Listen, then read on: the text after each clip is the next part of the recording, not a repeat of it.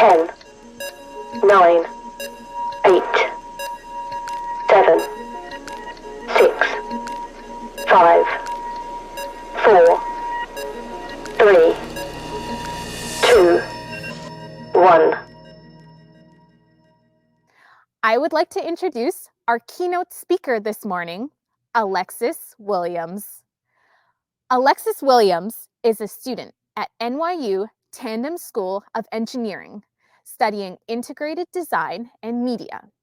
She is a programmer with years of experience in web development, mobile applications, VR, wearables, and more, with an interest in the intersection of social activism and tech. After Alexis' presentation, you will have a chance to ask questions using the Menti link that we had shared earlier.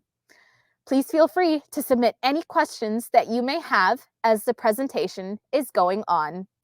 Just remember, the code is 15906064. Now, please welcome our wonderful keynote speaker, Alexis Williams. Hi, everyone. I'm Alexis Williams, and I'm so excited to be with you all today to talk all about my journey in STEM. So, growing up while other girls were playing Barbies and watching Hannah Montana on TV, I was digging in my backyard with a play archaeology exploration toolkit my mom bought me. And I was digging around the dirt and leaves in my backyard because I didn't have many Barbies or cable TV. So the salamanders and turtles and garden snakes became my own playthings. My sisters would come running up to me in the same feverish fervor that I had and scramble to ask me the names and classifications of different caterpillars, worms, and other creatures we would dig up after getting bored with rocks. And for some reason, I actually knew them. I say some reason a little bit misleadingly, though I don't care to admit it. I spent much of my youth excited by the soft lull of a flashlight underneath my covers in order to read books at night instead of a TV. I had an endless rotation of my favorite young adult books from the library. Fantasy novels, as well as the explorative picture books that lived in picnic basket containers in my basement. I secretly wished my sisters would never stop asking me questions about the ecosystem that lived just outside of my front door, because I felt like I knew all the answers. More than that, I got a rush from sharing those answers with the two people that I most admired. Books really ignited the passion I have today for learning, and it started as a habit formed of pure boredom because I didn't have much else to do, but now it became this ravaging fire I was so constantly attempting to quench. I needed to know everything about everything so that I could tell everyone and spread this well of knowledge not only to the people around me, but to the people who needed it most. I remember the moment when my curiosity did become a little bit more destructive in nature because I started to tear apart our household appliances and fixtures. I remember splitting our vacuum in half. I tore off the door of our circuit box in our basement and also undid and redid our Wi-Fi routers more times than I could count before I even hit high school. I got so good at tearing things apart that I, by nature, learned how to put almost anything back together. My mind started to mold into the mind of a problem solver, a true engineer. I became able to look at almost any broken thing, run a diagnostic on it just with a few long stares, and come up with a likely unorthodox solution to its problem. To this day, I'm still the one that everyone runs up to with their broken appliances and tech, and even often clothing, to come up with solutions to their everyday issues. I was sort of intoxicated by the endless ability to help those around me and the creativity that comes with tackling interesting and unique problems. I remember getting so excited when my mom first told me about this pre-college engineering program she had found online that I could apply to. I spent a couple of summers prior to that summer at art camp, where I found so many new ways to express myself with paints and canvases and clay and plaster and more. I was even more enthused at the idea of expressing myself with rockets and airplanes. I would still be able to paint my work like a canvas, but now I would also be able to make it fly. I told my mom to sign me up. The first year of engineering camp changed the trajectory of my entire life. I went into camp with guns blazing. I had so many questions to ask, things I wanted to know, topics I needed to learn in order to add to my never-ending encyclopedia of knowledge that I used to interact with and teach the world around me. I picked up certain things more easy than others, but when I did excel in a particular topic, I made sure to help my classmates around me. And my classmates really were stars just like I was. This engineering course was filled with young girls my same age of 11 years old, whom all came from vastly different walks of life. These young women became my community and continue to be the community I return to for endless hope and inspiration within the field of engineering. Everyone was so bright-eyed and bushy-tailed and excited to learn, no matter how hard or abstract the topic seemed to be. And when someone was having an off day, we all would always pick them back up so they continued to feel empowered in learning with us. We had the resilience of absolute warriors. I was really excited and lucky to have built an interest in STEM and engineering, specifically in an environment that was so supportive and continued to foster my curiosity and insatiable need to bring information about the world to those who wanted or needed it. It also was the safest place for me to grow within a field that often makes women feel small. I'm extremely grateful to have had extraordinary teachers, inclusive projects to work on, and the most supportive classmates to learn alongside. I think a lot of the time, young women really underestimate the power of having even just one friend in your corner while exploring the world of STEM. But having someone cheering for you on the sidelines will always make your journey in a field that can often feel oppressive and exclusive a little bit easier. That person doesn't even have to be someone studying or working in STEM as well. Just having someone to lean on and to listen to the unique problems you run into as a young woman in a male-dominated field can relieve you a lot of the pressure that can often build up under difficult circumstances. But of course, finding a peer, mentor, or a friend who understands your struggle as a fellow member of the Women in STEM community is immeasurable. After my first year at this engineering camp, I was instantly obsessed with STEM. It was the first time I really started to learn what an engineer does.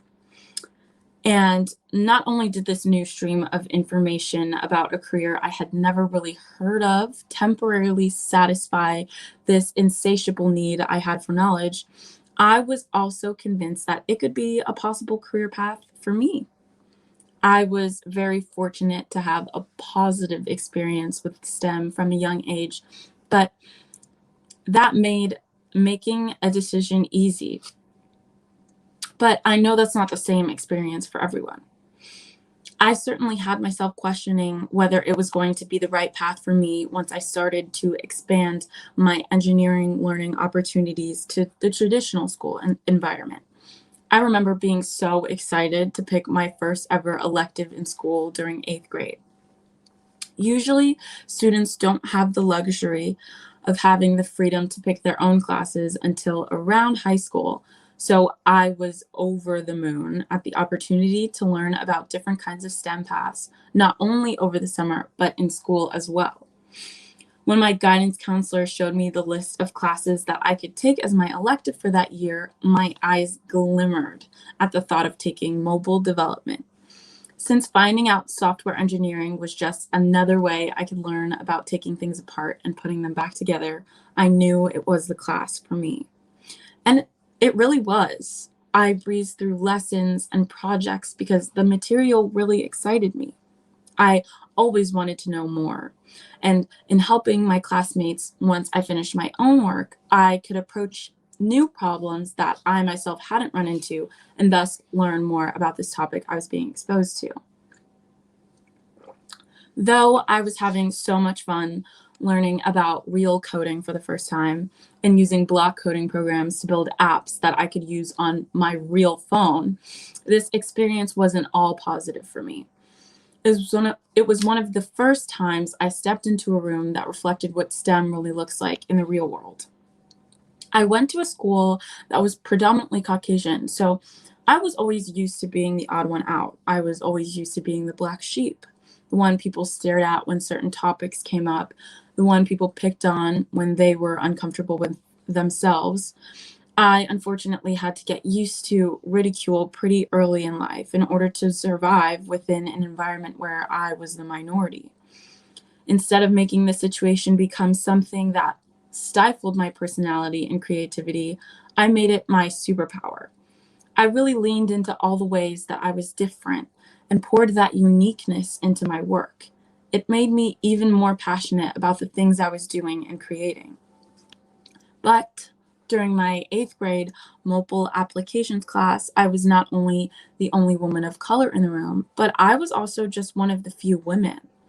As someone who spent so much of their childhood surrounded by the support of strong women, whether that be from my family or those in my extracurriculars, I didn't know how to handle a situation where I truly felt alone.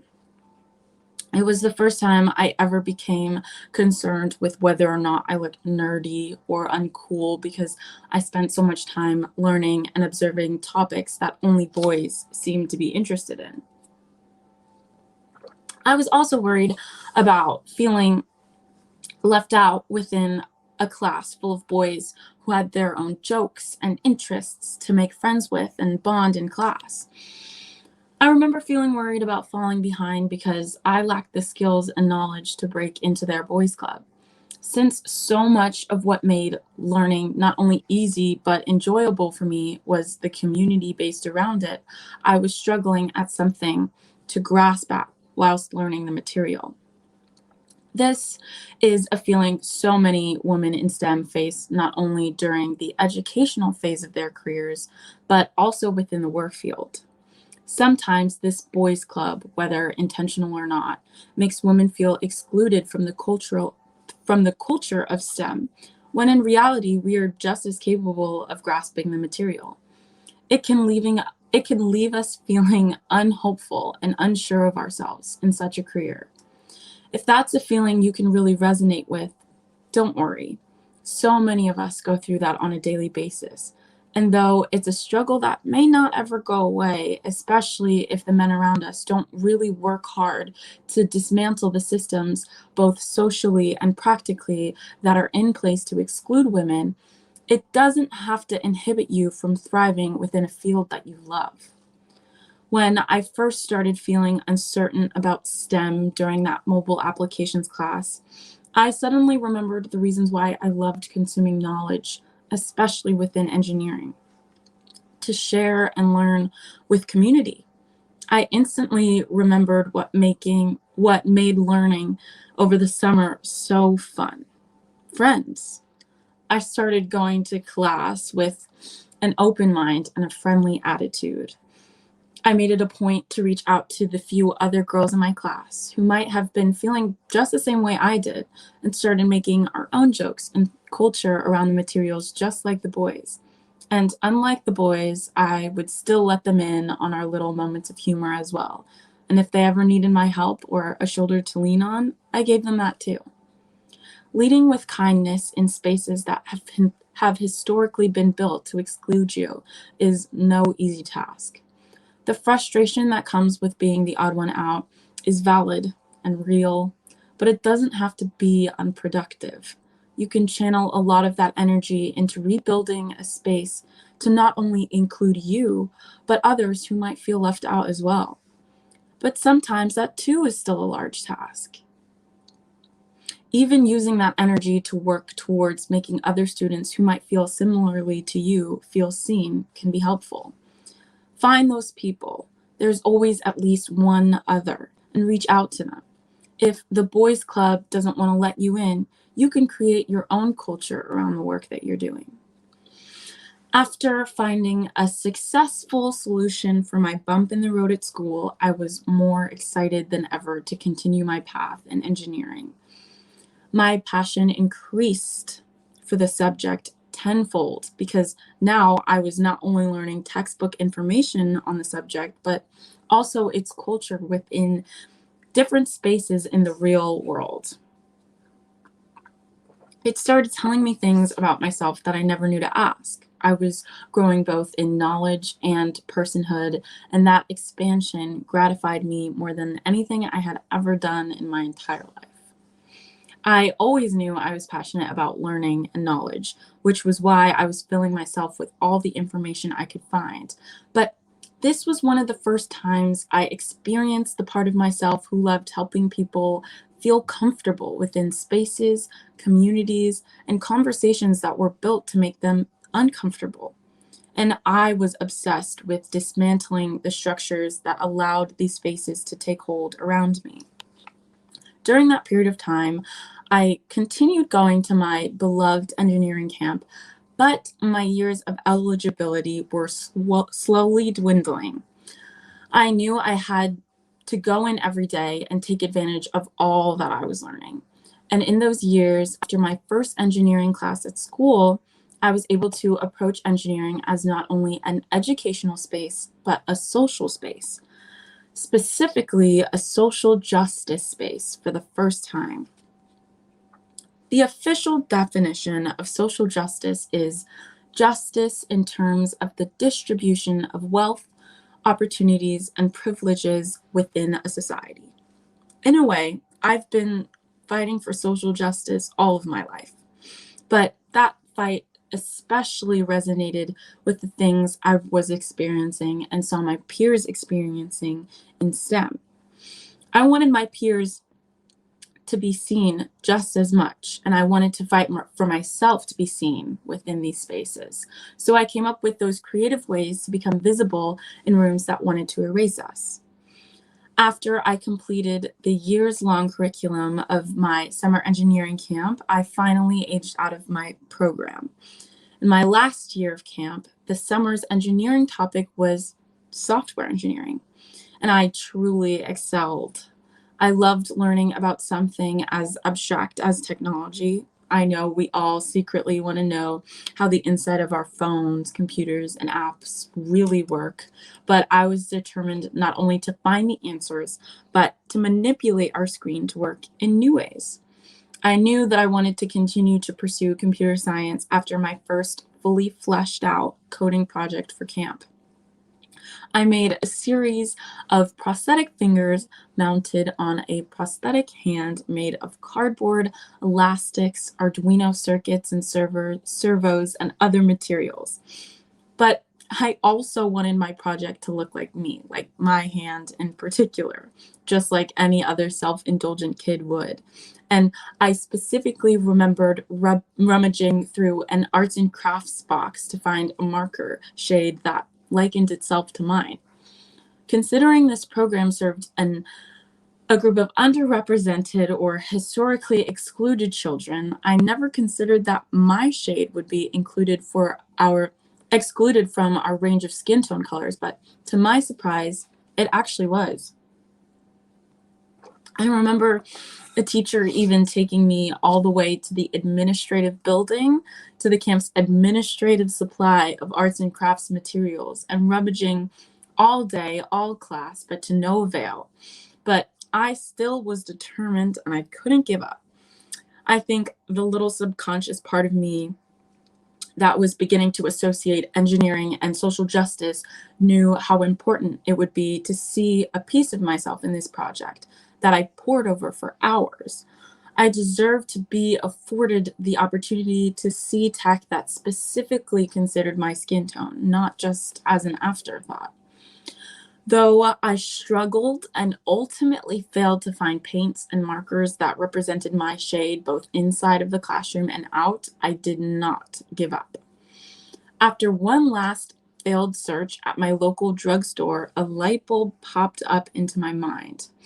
In areas where people are historically excluded, we have to come up with creative ways to bridge that gap. And I am constantly doing so, not only with my love of STEM, but also with my love of culture, community, and of course, beauty and fashion. This gave me a great idea, and I nearly ran to the makeup aisle and picked out my shade of foundation to stash in my bag and bring to class the next day. And the next day, I really did whip it out of my bag, and I mixed the foundation shades with other paints and supplies to dawn on my prosthetic hand creation in celebration of all the many things that make me the kind of engineer I am today.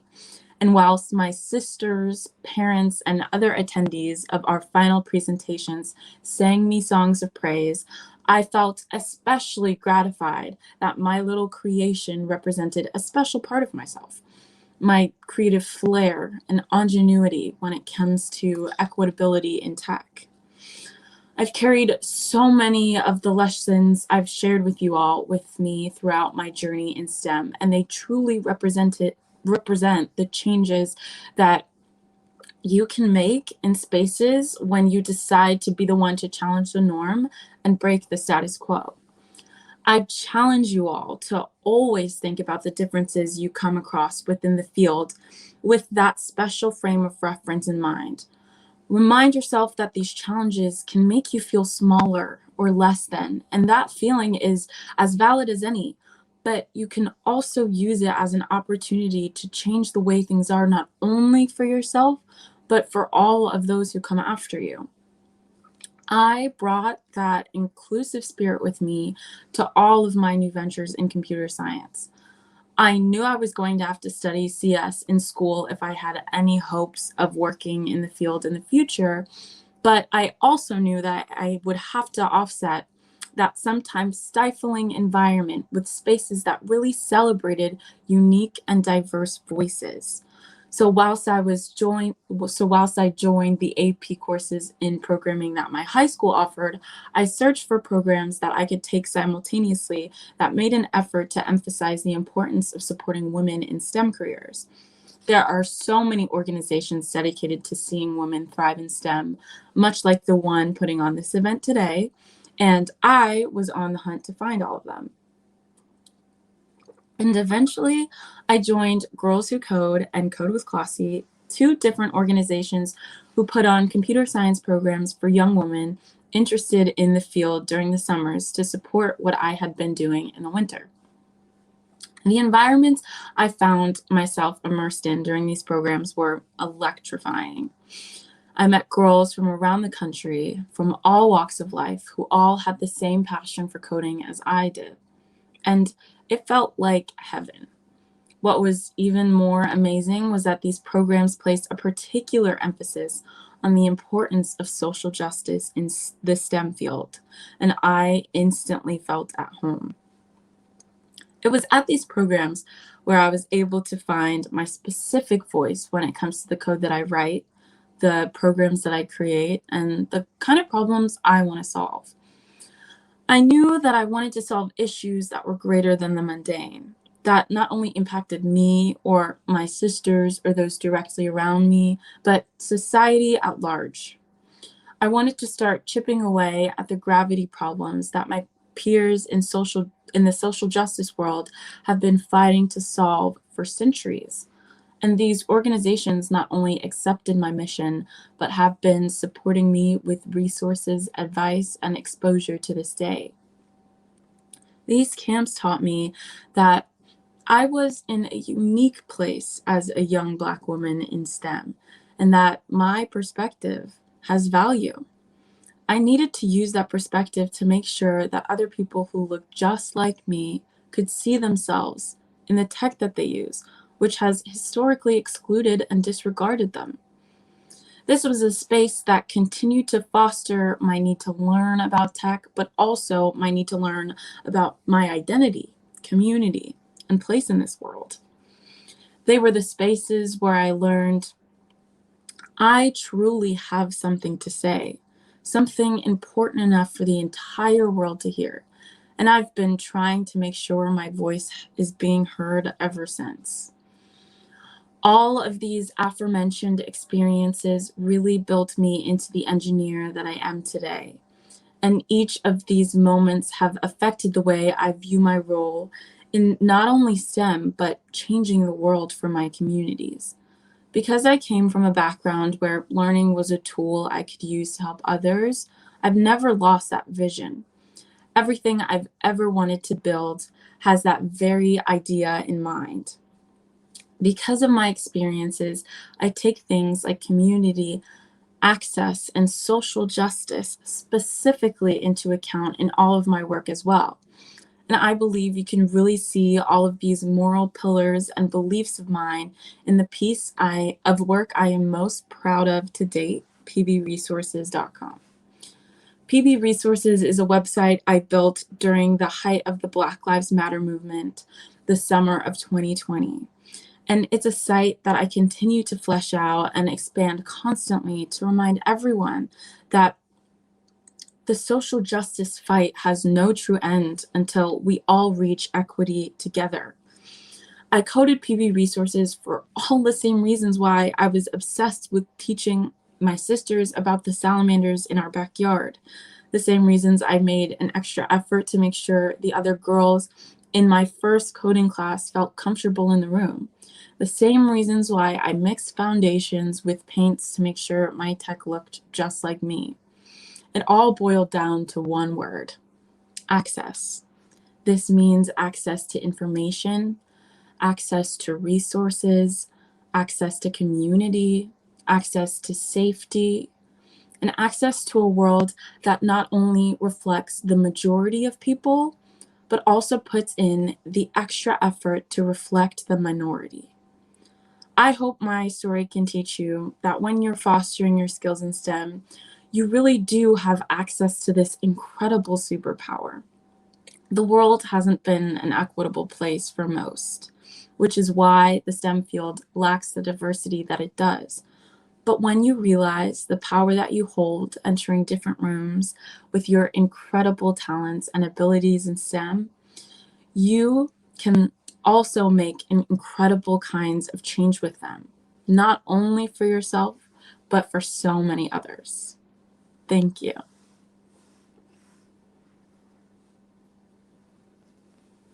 Awesome. Thank you so much, Alexis. It was lovely to hear your story and just your inspiring journey throughout your lifetime. And really, I think personally what I loved hearing about was just how you incorporate, again, social justice and your true core beliefs in all of the work that you do. And I think that's so inspiring for our listeners that are listening today. So participants, if you are interested and would like to submit additional questions for Alexis, you can use the menti.com link and the code that's on the screen. And yeah, we will get started with a couple questions, but I'm kind of curious. So I think before our participants, I'll jump in with a few questions if that's okay.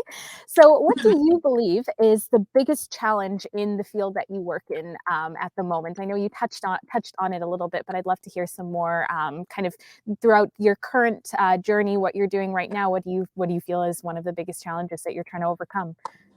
I think one of the biggest challenges, especially for me in particular, has just been about confidence.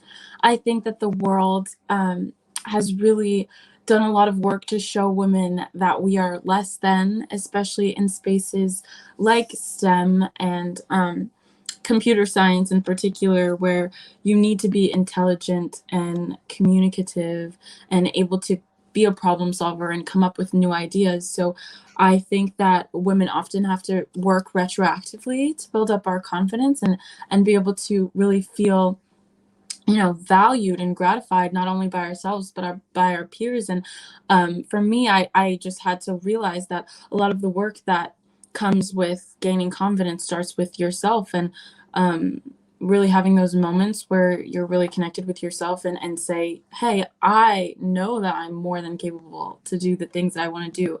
And this confidence needs to start with me. So if I know that I can do all of the things that I set my mind to, I'm going to make sure I walk into every room showing everyone else that that is exactly what I'm going to do. Amazing. Thank you. And you are a very confident person, might I say. So I think it's great inspiration for everyone listening today. And hearing your message is really, really awesome. So what kind of impact do you feel that STEAM careers can have on the next generation of scientists? What is amazing about STEAM is that all of these sort of subjects and career paths can solve any problem on the planet, literally any problem. And what I think is so inspiring about Gen Z in particular is that we are so engaged in the problems that we see in the world today. And I think STEAM is going to be exactly the tool we're going to use in order to solve them. So just being able to see this generation sort of pair both creativity and just intelligence within these different subjects really not only inspire me, because that's exactly the work that I kind of want to be doing, but it also just makes me feel so hopeful for the future, because I know that we're just in the best of hands. I agree. I think hope is something that it's a sentiment that all of us share here, and I think it can be a very inspiring thing. What qualities do you think are important to nurture and to have when you're going into a STEAM career for our audience today? What is your experience on that? I think that a really important quality to have within the field of STEAM is the ability to listen. I think in a lot of these spaces, we all have a lot of ideas and we all want to hear our ideas being heard. And it is really important to share from your unique perspective. But I think it's even more important and almost even more rare to find people that really are able to listen, to take a moment and say, let me table my idea to understand what someone else is trying to express.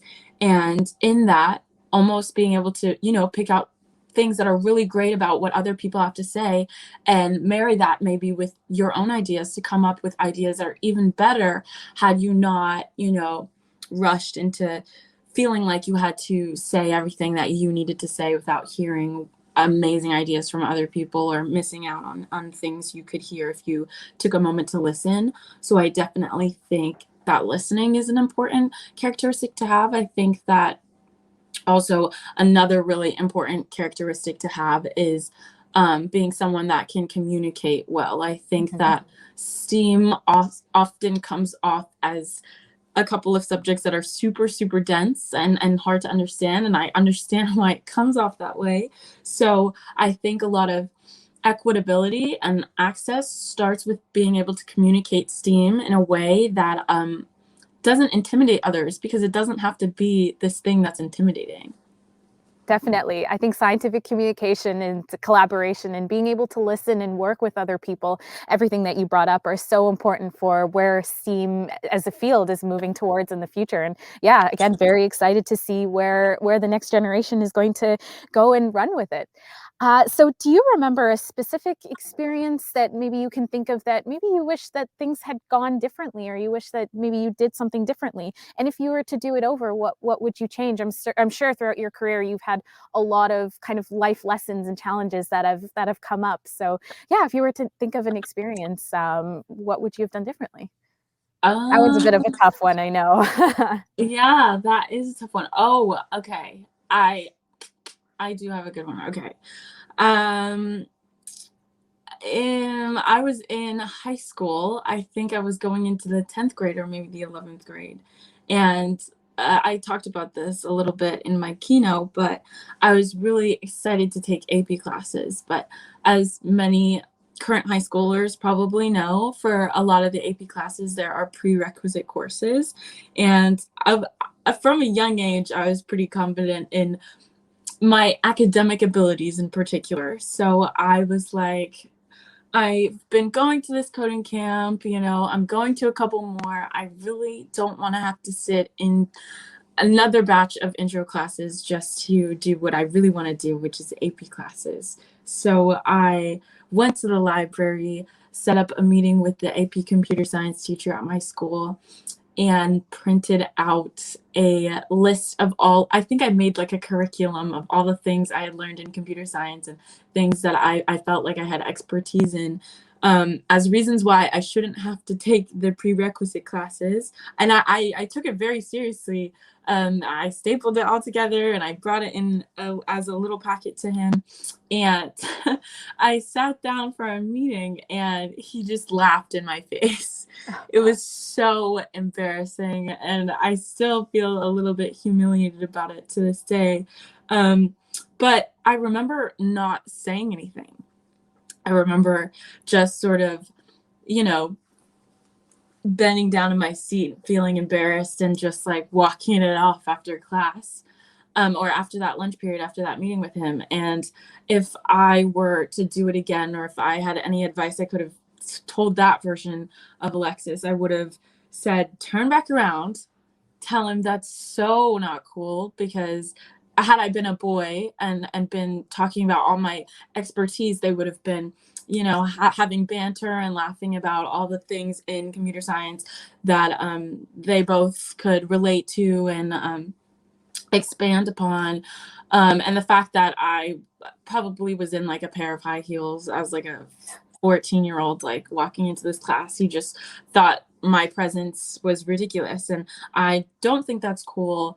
And I think it's important to make sure to check others when they are treating women that way, especially if you have to check others for yourself. I think that's really important, not only to teach the other person, but to teach yourself. You get that subconscious message that, you are not only important and valued, but you deserve to be respected, which I think is another issue that comes up a lot with women in STEM. But I definitely would go back and do that a little bit differently. I think ever since then, I've really demanded respect in spaces like that, but that was the first time that I really had let it slide. So I wish I hadn't done that. I'm sure that was only a learning experience from you, and I'm sure it taught you that confidence and resilience is something like you said that needs to be, I think, held in a bit of more space for women in STEAM. So there you go. It was only a learning experience.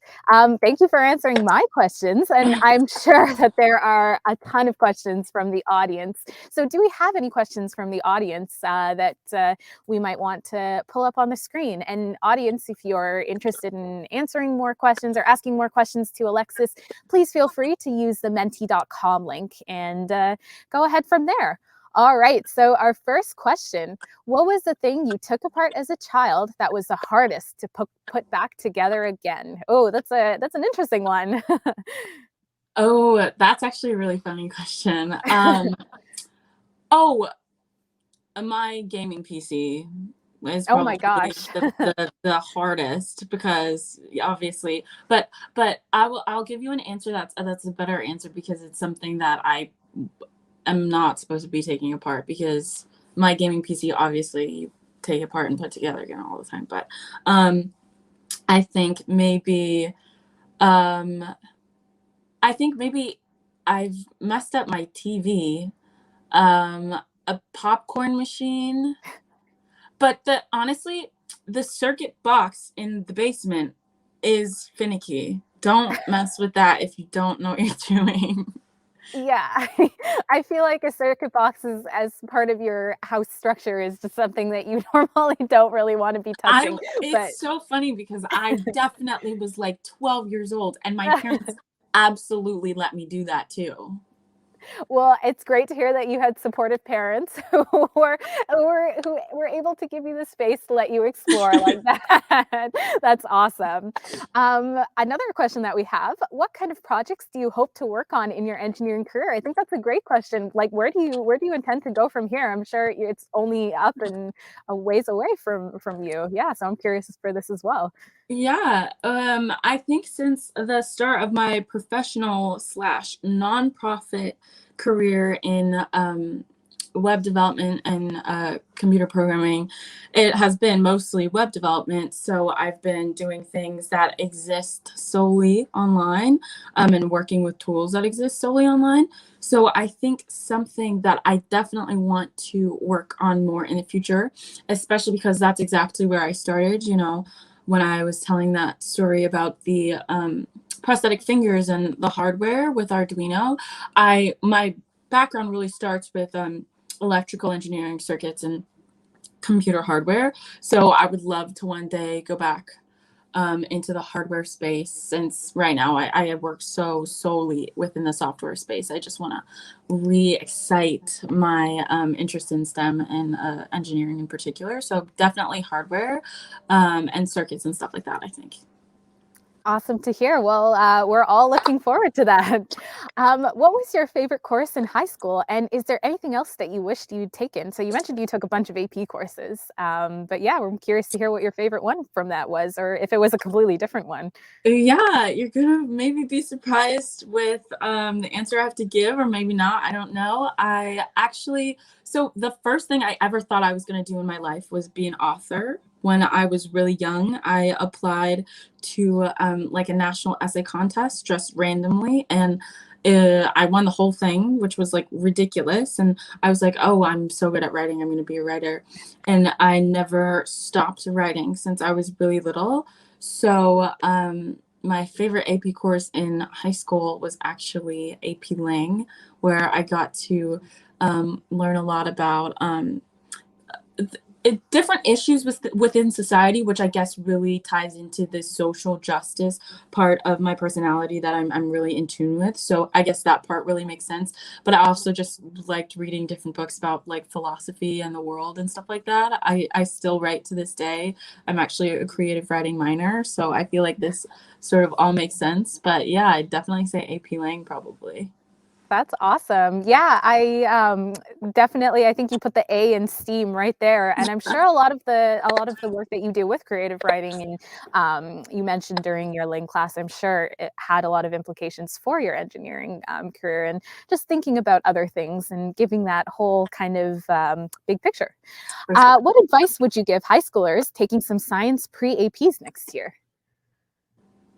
The biggest advice I have to give to anyone who's doing anything in science ever is time management. Start everything early, like genuinely. Like, and I know everyone says that, but like, listen to me, genuinely. Start early. Start preparing early, do homework early, study early.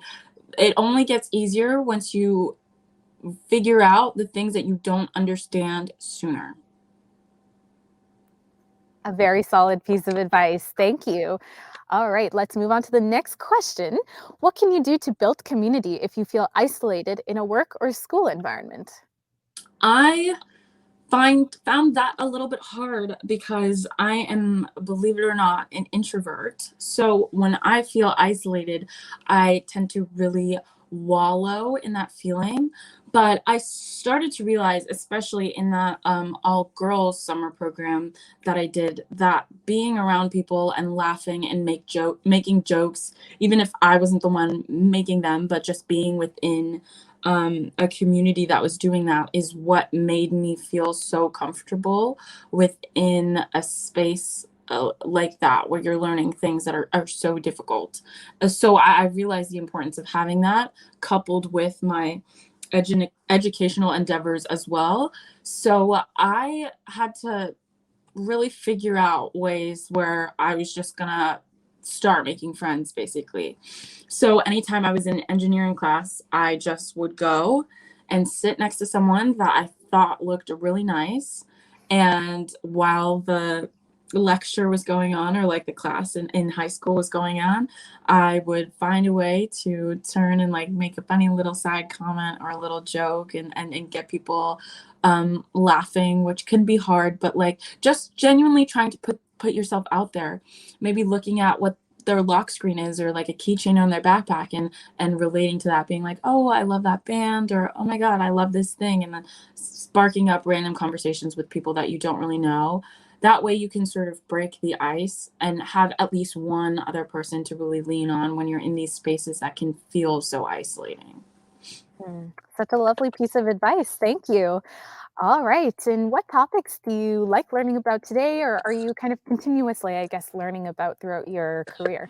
Yeah, this also maybe is a random one for people that aren't super into computer science, but I am really, really interested about philosophy and ethics right now. I don't have any philosophy or ethics requirements as my major, which is within the realm of STEAM and computer science, which I always think is a little funny because technology gives you so much power. So I'm actually reading a book right now by a philosopher called Violence and the Way That We Use Technology to leverage different kinds of things and change the world in specific ways that can be harmful or meaningful and potentially positive. And that is something that I'm really into right now, just like thinking about the world in other frames of mind than just my own, and really understanding the meaning of the actions that I make with the tools that I'm creating online, and not only my own actions but also other people's actions, just understanding what other big companies are doing and how it's affecting us and the technology that we use day to day. Awesome. That's so important. Like you said, exactly. I think tech, it comes with a lot of big issues, big power, and that definitely can lead to inequities. So really glad that, really great to hear that that's something that you're continuously learning and hopefully are going to be, is a lifelong learning journey for you. For sure. Yeah, next question. And I think this is a really great one. How can you be a good role model for the person who's asking, the audience's family, to advocate for girls in STEAM? I think that it starts with open communication. I think that, funnily enough, I am probably the perfect person to answer this question because my little sister, just after me, goes to the same college that I do, same major, doing similar type of work. So I think I probably put in a lot of the work to be a good role model and advocate for her, which I feel really proud of. And I think it just all started with open communication and conversations about computer science in both the good and the bad. It's really important to be someone that people can come up to and ask questions about, but also someone that, you know, you can talk to about the difficult things in STEM, because there are some hard stuff, and being able to vent and have that open two-way conversation about it not only can help you work through one small thing, but feel like STEM as a whole is something that you can always be continuing to work at and feel better about, no matter what sort of problems that you approach, and knowing that you always have a person to lean on no matter what happens is always super helpful. So I think, yeah, just having that open avenue of conversation for that person. Awesome. Thank you. And I think we probably have time for one last question. So I think the one last question that will leave it off is, how can people help in breaking down these barriers in STEAM? Yeah, what's your take on that? I think just showing up and showing others that you're showing up. I feel like sometimes your presence alone is inspiring. I get that a lot on my social media, and whenever I really go out of my way to talk about women in STEM and my experiences specifically, I think people just really value hearing someone affirm what they're going through. And I think that just being that person that is supporting and uplifting the people around you inspires other people to continue to do that. It's almost like a huge wave. So it really starts with showing up and being the person to say, hey, this is an issue. This is something that I face, and I'm not going to quit or be made to feel less than just because you think I'm not, capable enough to do this. Awesome. That was a great note to end this off with. And thank you again, Alexis. It was a pleasure hearing from you. If any of our viewers today would like to follow you on social media, where can they find you? Oh, you can follow me at Alexis Denise W on Instagram, or at Lele Genevieve, which is my other persona on TikTok. Awesome. Thank you so much. And thank you to our audience for all your wonderful questions. And if we didn't get to your question, it may be a good one to ask one of our mentors at the mentor panel later in the event. We have 8 different mentor breakout rooms to choose from at around 11 a.m., along with our main mentor panel here on the main stage. Thank you again, Alexis. Bye. Bye.